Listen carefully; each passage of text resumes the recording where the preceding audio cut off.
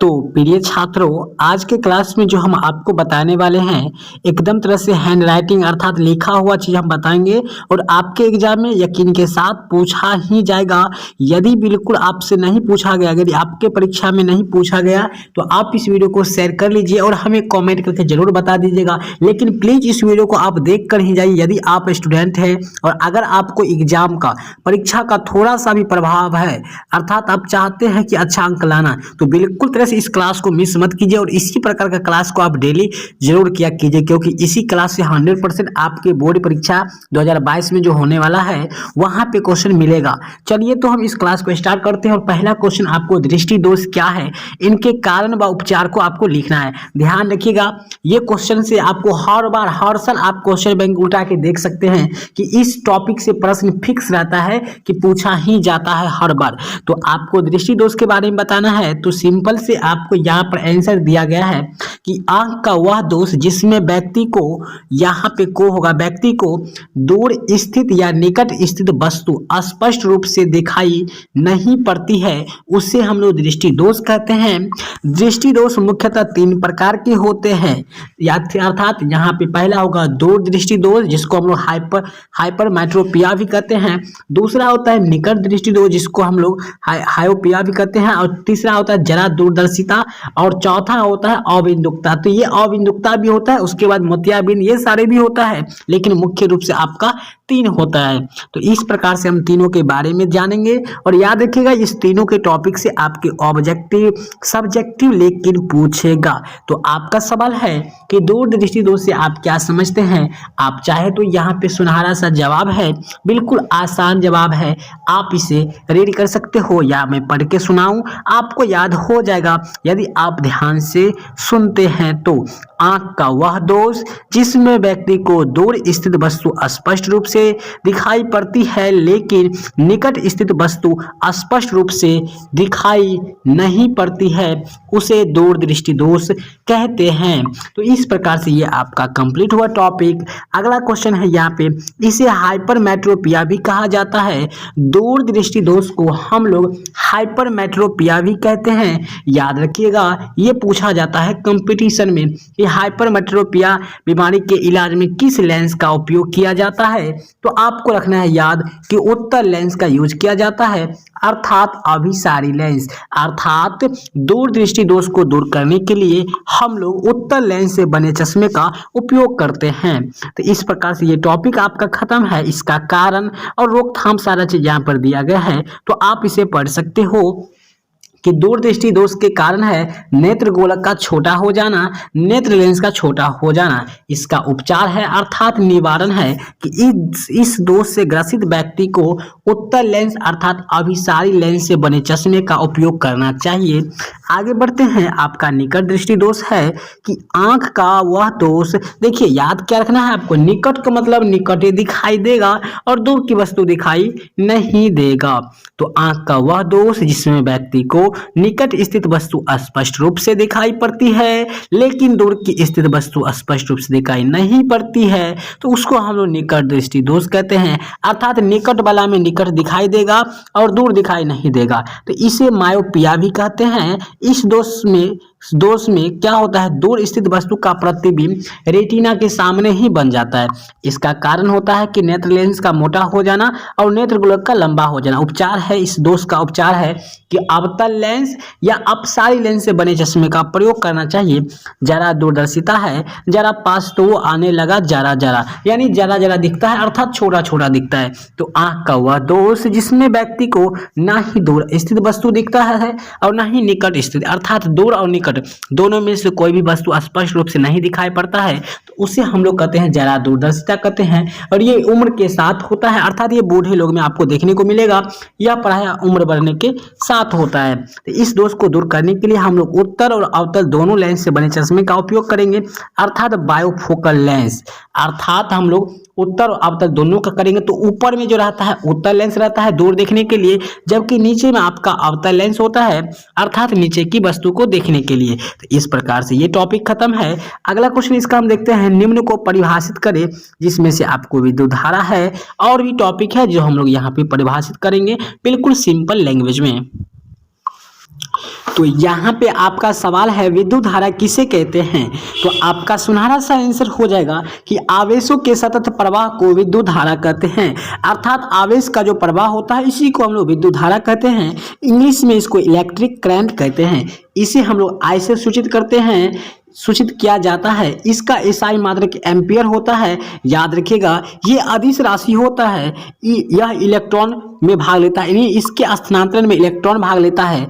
कसम से आप लोग को बता दें, यदि इस प्रकार से आंसर आप एग्जाम में अगर दे देते हैं तो यकीन मानिए 2 नंबर एग्जामिनर का बाबा भी नहीं आपको रोक सकता है देने से, मजबूर होके हुए देगा। क्योंकि इतना टॉपिक आप लिख रहे हैं, अच्छा से सजा के लिख रहे हैं, वो पढ़ते ही आपको 2 के बदले 3 नंबर भी दे देगा। चलिए विभव किसे कहते हैं। तो विभव किसी धनावेश को विद्युत क्षेत्र के किसी एक बिंदु से दूसरे बिंदु तक ले जाने में किए गए कार्य को विभव कहते हैं। अर्थात विभवांतर के बारे में अब जानेंगे। ये आपका अदिश राशि होता है, ध्यान रखिएगा। इसका एसआई मात्रक वोल्ट होता है, विभव का भी एसआई मात्रक वोल्ट ही होता है। तो किसी 2 बिंदुओं के बीच खींचे गए विभव को विभवांतर कहते हैं। चलिए अगला सवाल देखते हैं। टाइम बहुत कम है, क्वेश्चन काफी अधिक है और आपको हर एक टॉपिक बता देना है जो आपके एग्जाम में पूछा गया है। याद रखिएगा ये क्वेश्चन फिक्स है। प्रतिरोध क्या है, किसे कहा गया है। तो किसी पदार्थ का वह गुण जो अपने से होकर विद्युत धारा को प्रवाह का विरोध करता है उसे प्रतिरोध कहते हैं। इस अर्थात इसे आर से सूचित किया जाता है। इसका एसआई मात्रक ओम होता है। इस बात को हमेशा आप याद रखेंगे, सिर आंखों पे रखेंगे। चलिए अगला सवाल। आर बराबर आपका यहाँ पे सूत्र होता है V/I, जहाँ पे भी आपका वोल्ट होता है, अर्थात यहाँ पे वोल्ट हो जाएगा विभवांतर का एसआई मात्रक जिसको कहते हैं, और आई मतलब हो जाएगा विद्युत धारा हो जाएगा। आर का मतलब प्रतिरोध होगा, रेसिस्टेंस। विद्युत रोधी किसे कहते हैं। अगला सवाल आपके सामने प्रेजेंट है। तो विद्युत रोधी क्या होता है। तो वे पदार्थ जिससे होकर विद्युत धारा एक सिरे से दूसरे सिरे तक प्रवाहित नहीं होता है उससे हम लोग विद्युत रोधी कहते हैं। जैसे हो गया सूखी लकड़ी, ईटा, प्लास्टिक पर, ये सब चीज हो गया जितना भी होता है, कच्चे सूखे चीज जितना भी होते हैं वो सभी हो गए। तख्ता हो गया, ईंट पत्थर इत्यादि ये सभी हो गया। इससे विद्युत का कुछ अलग भी कहा जाता है। जैसे शुद्ध पानी भी में करंट आपको नहीं लगेगा, सूखी लकड़ी इत्यादि इनका उदाहरण हो जाएगा। तारे क्यों टिमटिमाते हैं, व्याख्या कीजिए। ध्यान रखिएगा तारे क्यों टिमटिमाते हैं, ये क्वेश्चन इंपोर्टेंट है कि तारे क्यों टिमटिमाते हैं, व्याख्या कीजिए। तारे वायुमंडलीय अपवर्तन के कारण ही टिमटिमाते हैं, क्योंकि तारे से प्रकाश को पृथ्वी तक पहुंचने में लगातार वायुमंडल से अपवर्तित होना पड़ता है, अर्थात तो आना पड़ता है। साथ ही साथ तारे से निकलने वाली प्रकाश की तीव्रता कभी कम तो कभी ज्यादा, कभी थोड़ा कभी ज्यादा, जिसके कारण तारा कभी धुंधला या कभी चमकीला, अर्थात उनसे जो प्रकाश आता है कभी अधिक कभी कम आता है, जिससे वो धुंधला दिखाई पड़ता है और कभी चमकीला दिखाई पड़ता है। इसलिए तारा टिमटिमाते हुए नजर आते हैं, अर्थात वायुमंडलीय अपवर्तन के कारण तारे टिमटिमाते हैं। सूर्यास्त या सूर्योदय के समय सूर्य रक्ताभ प्रतीत क्यों होता है। कहने का अर्थ हुआ क्वेश्चन को कि सूर्य भगवान उगते समय और डूबते समय लाल क्यों दिखाई पड़ते हैं। तो बहुत आसान जवाब है मेरे दोस्त, आप क्लास को शेयर तो जरूर कीजिए सब बच्चे, कि सूर्योदय के समय सूर्य रक्ताभ अर्थात लाल प्रतीत होता है, क्योंकि सूर्योदय के समय सूर्य क्षितिज अक्ष पर होते हैं। यदि पृथ्वी से काफी दूर होने के कारण भी इसका नीले रंग का प्रकीर्णन नहीं होता है, और इसलिए सूर्योदय से सूर्यास्त के समय लाल रंग या फिर रक्तलाल प्रतीत होता है, क्योंकि लाल का प्रकीर्णन कम होता है और तरंग दैर्घ्य अधिक होता है, जिससे वो दिखाई पड़ता है। चलिए उपचयन अवक्रिया क्या है, जिसको हम लोग ऑक्सीकरण अवक्रिया भी कहते हैं। तो यह वह रासायनिक अवक्रिया जिसमें किसी तत्व या यौगिक से ऑक्सीजन का संयोग हो या यौगिक से हाइड्रोजन का निष्कासन होता है, तो उसे उपचयन अवक्रिया कहते हैं। इसे ऑक्सीकरण रिएक्शन भी कहते हैं। किसी तत्व से ऑक्सीजन का संयोग और कार्बन डाइऑक्साइड, ऑक्सीजन से जलने पर कार्बन डाइऑक्साइड, ये आपका उदाहरण है। यानी कार्बन डाइऑक्साइड को जब ऑक्सीजन से अभिक्रिया कराया जाता है तो ये जो है संयोग करता है ऑक्सीजन कार्बन से और CO2 बना लेता है। चलिए बहुत अच्छा है। अवकरण अवक्रिया अर्थात अवक्षेपण वह रासायनिक अवक्रिया जिसमें किसी तत्व, यहाँ पे किसी होगा, जिसमें किसी तत्व या यौगिक के साथ साथ हाइड्रोजन का संयोग या किसी से ऑक्सीजन का निष्कासन होता है तो उसे अवकलन अभिक्रिया कहते हैं। इसका उदाहरण आपको नहीं दिया गया है, बच्चे भूल गए होंगे। चलिए, सोना, चांदी और प्लेटिनम का उपयोग आभूषण बनाने में क्यों करते हैं? तो प्रिय छात्र, आप ध्यान रखिएगा, सोना, चांदी और प्लेटिनम का उपयोग आभूषण बनाने में इसलिए किया जाता है क्योंकि यह बहुत कम क्रियाशील होता है, अर्थात न ही पानी, पसीना, जल किसी से अभिक्रिया नहीं करता है, जिससे इसका रंग भी खराब नहीं होता है और महिला लोग आराम से पहने हुए रहते हैं, कोनो तरह का प्रॉब्लम ही नहीं होता है और तो आराम से झुमका बाली सब आराम से लगाए रहते हैं क्योंकि ये पानी से और जल से या पसीना से या फिर ताप से अभिक्रिया नहीं करता है, जिससे इसका उपयोग आभूषण बनाने में किया जाता है। बड़ा आसान सवाल है, दिक्कत नहीं होना चाहिए।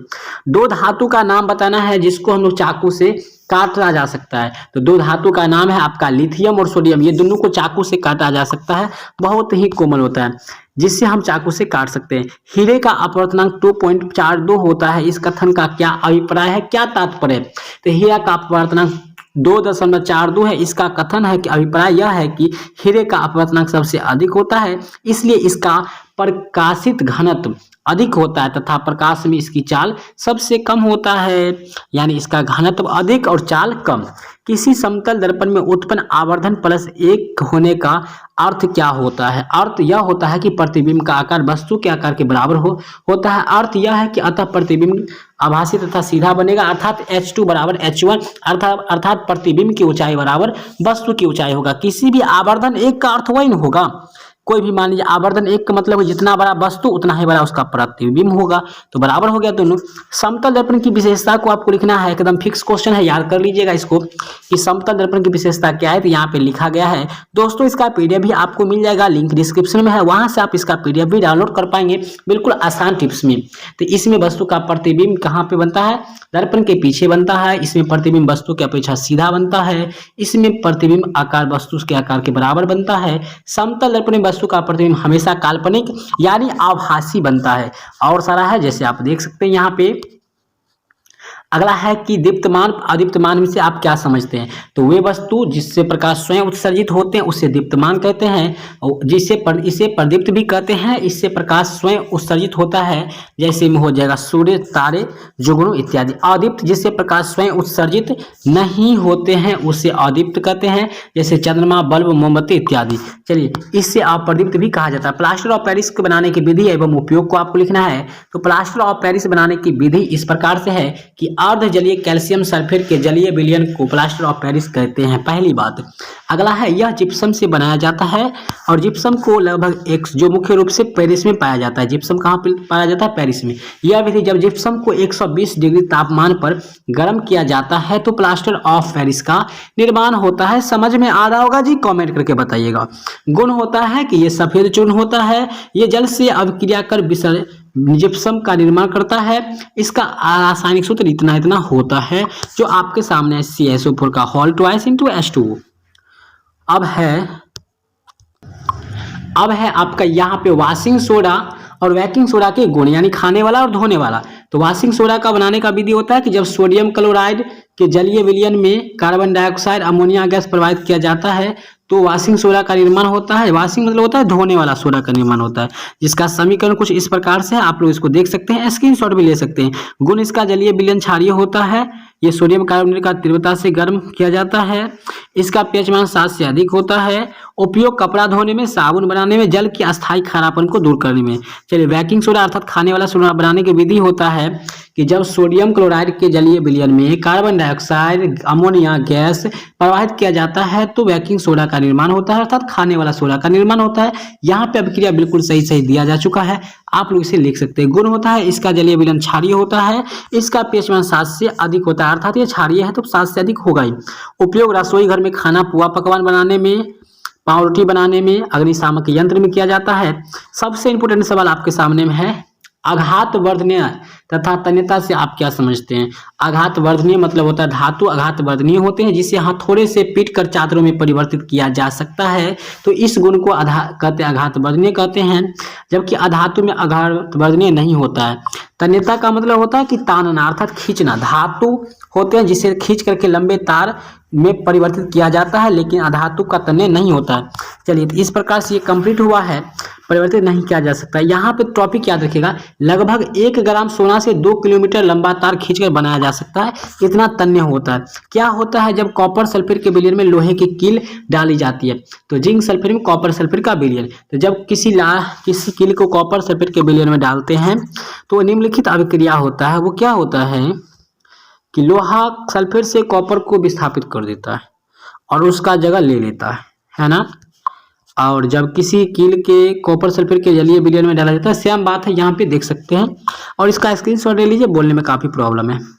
उत्तल और अवतल दर्पण का उपयोग है, सभी बच्चे जानते हैं कि उत्तल दर्पण का उपयोग कहाँ होता है और अवतल का उपयोग कहाँ होता है, आप लोग इसे पढ़ सकते हैं। हम थक चुके हैं और प्लीज आप इस वीडियो को लाइक जरूर कीजिए, क्योंकि मैं आपके लिए बिल्कुल थक गया हूँ बोलते बोलते। चलिए, तो कार्बन डाइऑक्साइड के यहाँ पे इलेक्ट्रॉन बिंदु संरचना बनाना था, जो आपके सामने में है। कार्बन यहाँ पर देखिए, यहाँ पे कार्बन के पास 4 बंधन होता है, क्योंकि 4 संयोजकता, तो 4। ऑक्सीजन के पास 6 होता है, क्योंकि ऑक्सीजन आप जानते हैं कि 8 होता है, तो इसका संरचना सूत्र ऐसे होता है। चलिए, तो मिलते हैं नेक्स्ट वीडियो में। ये वीडियो पसंद आ ही गया होगा और जो भी प्रॉब्लम है आप जरूर बताएं। तो मिलते हैं नेक्स्ट वीडियो में, तब तक के लिए बाय।